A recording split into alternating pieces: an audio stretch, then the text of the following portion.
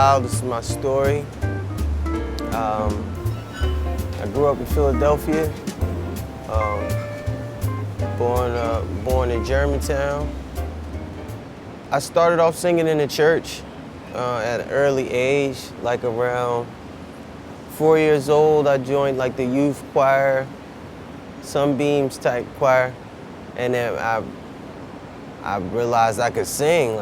So my mom, my family, that was big Michael Jackson times back then, so I used to entertain the family. I come from a really big family. My grandma had like 12 kids, so I had like mad aunts and uncles, so I was like the entertainer, along with my other cousins, but I guess I excelled a little more at singing.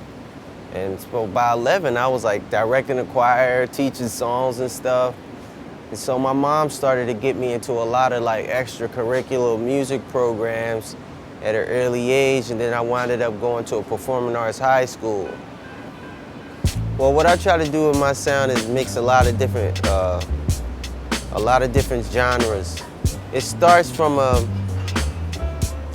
soulful place, I guess, but in my mind, I want to stretch my sound wide across the world, so it won't just be looked at as an urban sound, but just a world sound, a world view.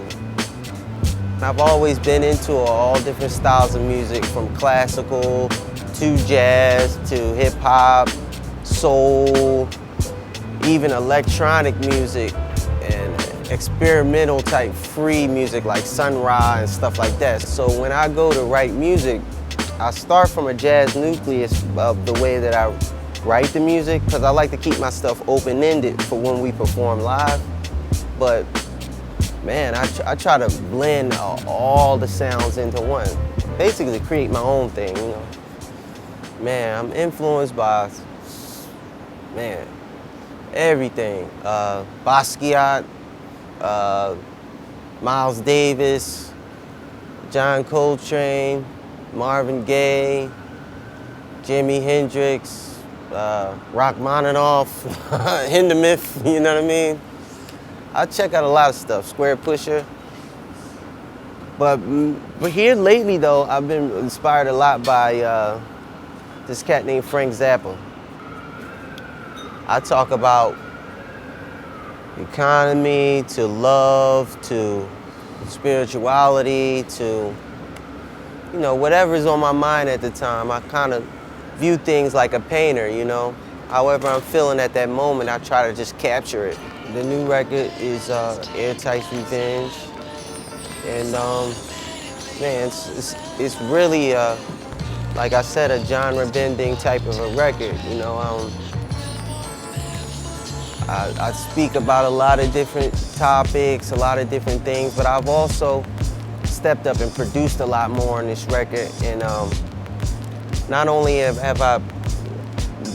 I singing on this record, but I'm playing a lot of the instruments also, keyboards and Moogs and stuff like that. So, well, I've been going through a lot of stuff behind the scenes, I had a record out, I had a record that I was working on in 2006, and I was going to name it A Love for Sale.